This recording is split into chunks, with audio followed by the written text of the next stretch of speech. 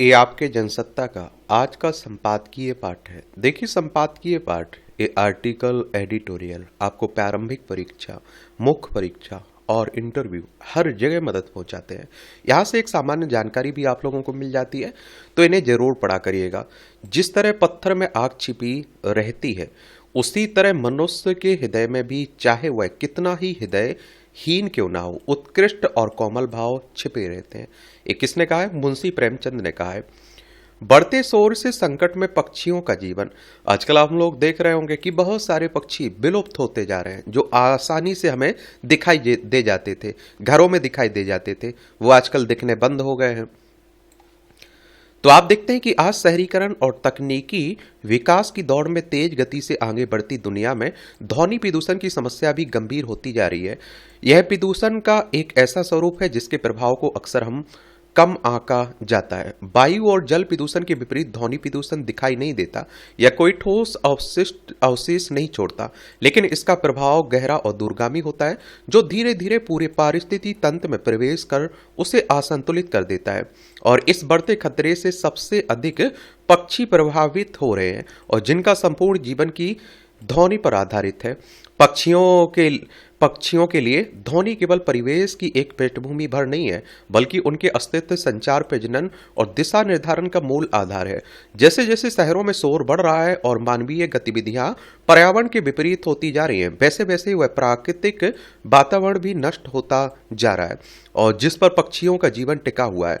यही कारण है कि पक्षियों की अनेक प्रजातियां लुप्त हो गई और कई विलुप्ति की कगार पर पहुंच गई हैं। पक्षी आपस में संवाद के लिए ध्वनि पर निर्भर कर रहते हैं। उनके गीत मात्र मधुर स्वर नहीं होते, बल्कि ध्वनिक संकेत होते हैं, और जिनका उपयोग वे अपने क्षेत्र की पहचान करने, साथी को आकर्षित करने, शिकारियों से सावधान करने और सामाजिक संबंध बनाए रखने के लिए करते हैं।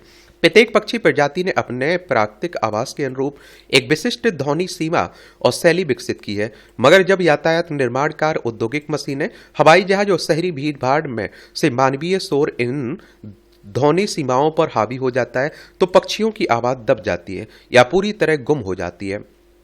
उससे उनका संवाद बाधित हो जाता है, और जब किसी पक्षी का संकेत अपने उद्देश्य तक नहीं पहुंच पाता, तो इसका प्रभाव क्षणिक नहीं होता, बल्कि उसके पूरे जीवन चक्र को प्रभावित करता है।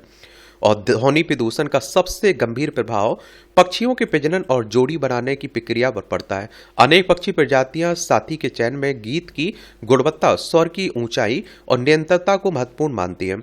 मादा पक्षी प्रायः उसी नर को चुनती है जिसका गीत अधिक स्पष्ट और शक्तिशाली होता है, क्योंकि यह उसके अच्छे स्वास्थ्य और श्रेष्ठ आनुवांशिक गुणों का संकेत माना जाता है। शोरगुल वाले वातावरण में नर पक्षियों को अपने गीत में बदलाव करने के लिए विवश होना पड़ता है।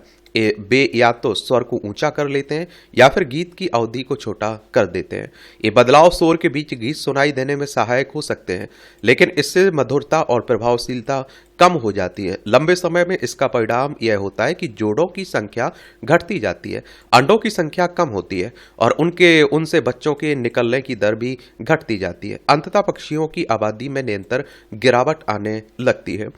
ध्वनि प्रदूषण शिकारी को पहचानने और खतरे का आभास करने की पक्षियों की क्षमता को और भी गंभीर रूप से प्रभावित करता है। प्राकृतिक आवासों में पत्तियों की सरसराहट अन्य पक्षियों की चेतावनी पुकार या फिर आप देखेंगे या हल्की आहट संभावित खतरे का संकेत देती है, मगर निरंतर पृष्ठभूमि का शोर इन संकेतों को ढक देता है, और जिससे सब पक्षी समय रहते खतरे को नहीं पहचान पाते। निरंतर इस खतरे के कारण पक्षी हमेशा सतर्क रहते, और इससे उनमें तनाव का स्तर बढ़ जाता है, और दीर्घकालिक तनाव उनकी प्रतिरक्षा प्रणाली को कमजोर करता है और उनकी जीवन की अवधि को भी घटाता है। इस प्रकार ध्वनि प्रदूषण अप्रत्यक्ष रूप से पक्षियों की संख्या में गिरावट का कारण बनता है। पक्षियों के जीवन का एक और महत्वपूर्ण पक्ष प्रवासन भी ध्वनि प्रदूषण से गंभीर रूप से प्रभावित होता है। अनेक प्रवासी पक्षी अपनी लंबी यात्राओं के दौरान ध्वनिक संकेतों और पर्यावरणीय ध्वनियों पर निर्भर रहते हैं।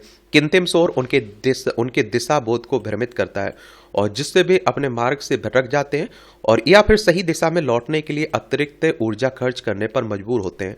और शहरी शोर और कृत्रिम रोशनी का प्रभाव अक्सर प्रवासी पक्षियों पर पड़ता है। वे कई बार इमारतों से टकरा जाते हैं या अत्यधिक थकावट महसूस करते हैं या फिर भोजन की कमी से मर जाते हैं। शहरी वातावरण भी पक्षियों के लिए चुनौती है। कुछ पक्षी प्रजातियां आश्चर्यजनक रूप से अनुकूल क्षमता दिखाते हुए शहरों में जीवित रह जाती हैं, मगर इस अनुकूलन की भी एक कीमत होती है और इसके अलावा सभी प्रजातियां समान रूप से अनुकूलन नहीं कर पाती। वन क्षेत्रों में रहने वाले और विशिष्ट आवासों पर निर्भर या फिर सीमित स्वर सीमा वाले शहरी पक्षी शहरी शोर सहन नहीं कर पाते। नतीजा यह है कि कुछ ही शोर सहिष्णु प्रजातियां बची रहती हैं। पक्षियों की घटती आबादी के परिणाम अत्यंत गहरे और व्यापक होते हैं। पक्षी परिस्थिति तंत्र में परागण, बीज प्रसार, कीट नियंत्रण और मृत जीवों की सफाई में महत्वपूर्ण भूमिका निभाते हैं। जब पक्षियों की संख्या कम होती है तो कीटों की आबादी अनियंत्रित रूप से बढ़ जाती है, खाद्य श्रृंखलाएं असंतुलित हो जाती हैं। इस प्रकार ध्वनि प्रदूषण केवल पक्षियों के लिए ही नहीं बल्कि पूरे पारिस्थितिक तंत्र और अंततः मानव कल्याण के लिए एक गंभीर खतरा बन जाता है। समस्या गंभीर होने के बावजूद ध्वनि प्रदूषण पर अन्य पर्यावरणीय खतरों की तुलना में अपेक्षाकृत कम ध्यान दिया जाता है।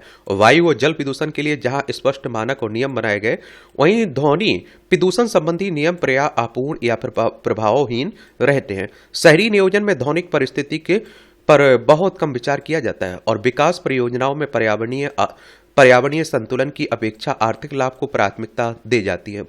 असंख्य छोटे छोटे शोर स्रोत मिलकर एक ऐसा वातावरण तैयार कर देते हैं जो वन्य जीवों के लिए अत्यंत प्रतिकूल होता है, लेकिन इसे आधुनिक जीवन का अनिवार्य हिस्सा मान लिया गया।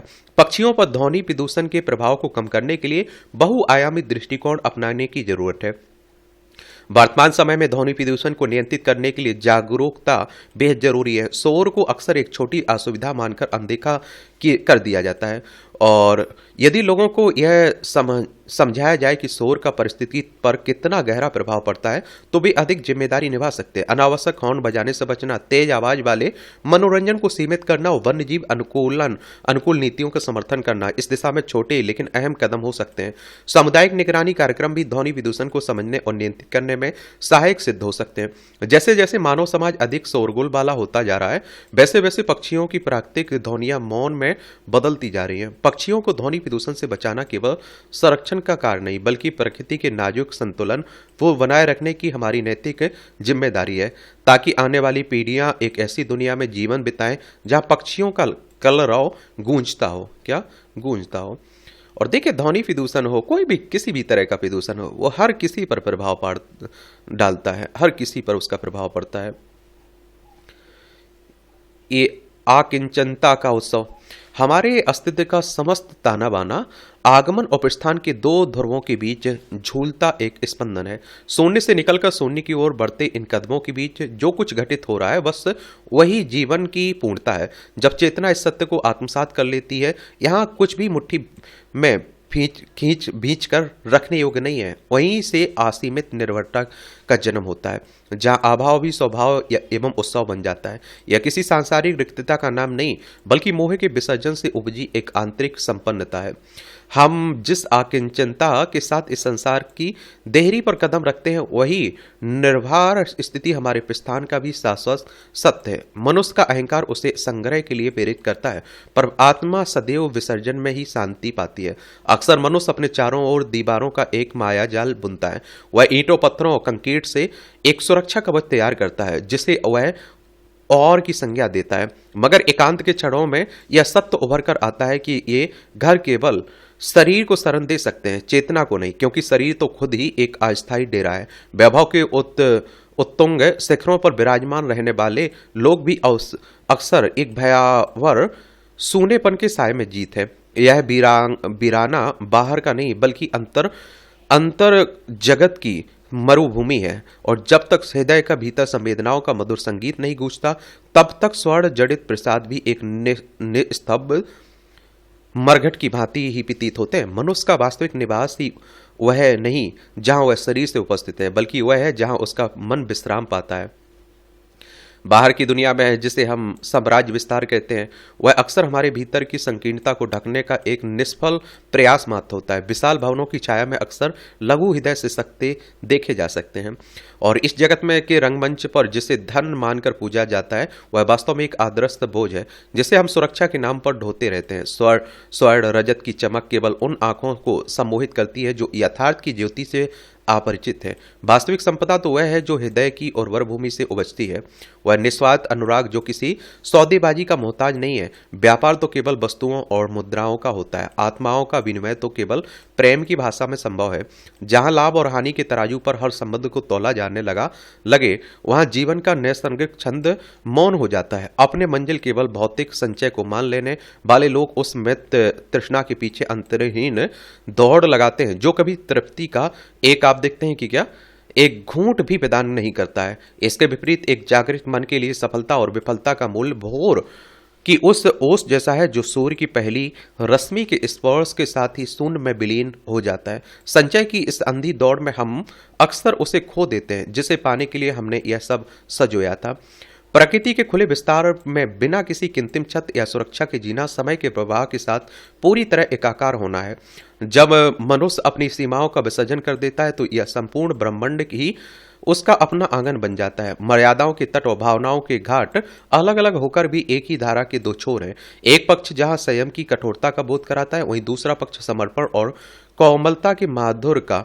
एक सच्चा पाथिक वह है जो इन दोनों तटों के बीच संभाव से बहना जानता हो। इसके लिए आकाश से गिरती बूंदें कोई विपदा नहीं बल्कि अस्तित्व का मधुर अभिषेक है। वह अपनी असुरक्षा की चरम अवस्था में ही सबसे अधिक अवैध अनुभव करता है क्योंकि उसने स्वयं को बचाने की व्याकुलता त्याग दी है। असुरक्षा का भय तभी तक है जब तक कुछ खोने का डर है, और जिसके पास खोने को कुछ शेष नहीं वह सम्राट है।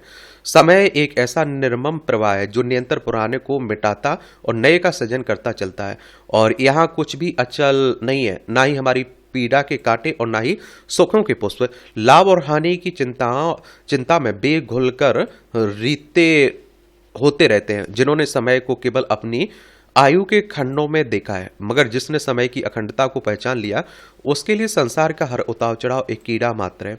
जैसे पतझड़ के बाद बसंत का आगमन एक शाश्वत चक्र है, वैसे ही अभाव के बाद भाव और मृत्यु के बाद नूतन सृजन की प्रक्रिया चलती रहती है। इस चक्र में वही शांत रह सकता है जो इसके केंद्र में स्थित है, और वह केंद्र अनासक्ति की का बिंदु है।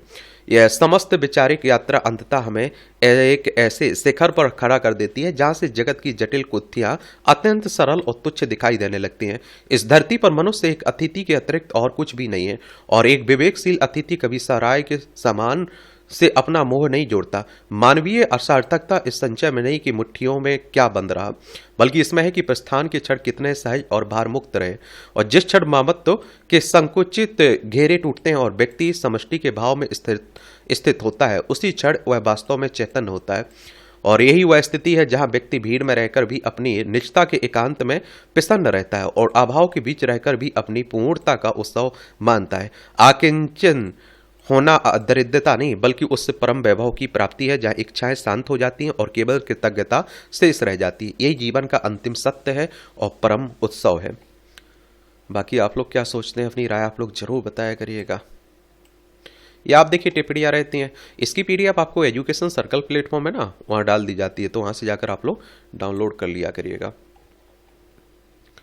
ये सूचना पर पहरा, तो सूचना का अधिकार आरटीआई कानून ने देश में लोकतंत्र की नींव को और मजबूत किया। इसका मुख्य उद्देश्य शासन के कामकाज में पारदर्शिता लाना और जवाबदेही तय करना। यह देश के नागरिकों को अधिकार देता है कि वे सरकारी तंत्र उसके कार्यों की जानकारी हासिल कर सकते हैं। यानी यह कानून सरकार और जनता के बीच सूचना के सेतु के रूप में काम करता है, परस्पर भरोसे का निर्माण करता है। भ्रष्टाचार पर अंकुश लगाने और दोषियों को कानून के कटघरे में लाने की प्रक्रिया में भी इसकी महत्वपूर्ण भूमिका है। स्वस्थ लोकतांत्रिक व्यवस्था के लिए जरूरी इस विशेषताओं में अगर कमी या कटौती की जाती है तो निश्चित तौर पर यह कानून कमजोर होता है। यह मसला इसलिए चर्चा का विषय बन गया है क्योंकि संसद में हाल में पेश की गई आर्थिक समीक्षा रिपोर्ट में आरटीआई कानून का फिर से अध्ययन करने की वकालत की गई। तर्क दिए गए कि इस कानून में कुछ ऐसे प्रावधान किए जाने की जरूरत है महसूस की जा रही है ताकि गोपनीय रपट और मसविदों को साझा किए जाने से छूट प्राप्त की जा सके। गौरतलब है कि लंबे समय से सूचना के अधिकार की मांग के मद्देनजर वर्ष 2005 में इससे संबंधित कानून को लागू किया गया था। इसके तहत देश का हर नागरिक सरकारी विभाग और संस्थाओं से उनके कामकाज, योजनाओं एवं उनके प्रभाव, वित्तीय स्थिति तथा नियमों आदि की जानकारी मांग सकता है।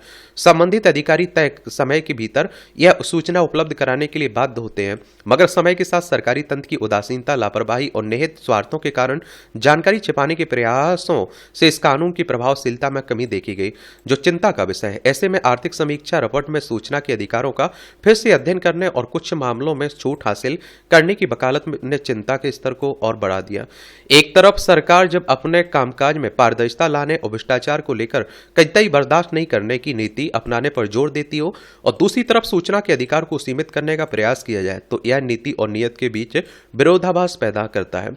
आर्थिक समीक्षा में यह भी उल्लेख किया गया कि आरटीआई अधिनियम का मकसद कभी भी इसे व्यर्थ की जिज्ञासा का जरिया बनाने का नहीं था, न ही इसका उद्देश्य बाहर बैठकर सरकार के हर छोटे छोटे काम में दखल देना या उसे नियंत्रित करना था। यह बात सही है कि बिना कारण या सरकार के कामकाज में किसी सुनियोजित तरीके से बाधा उत्पन्न करने के लिए इस कानून का सहारा लेना उचित नहीं है, मगर सवाल यह है कि इस तरह आरटीआई कानून का दुरुपयोग करने वालों की तादाद कितनी होगी।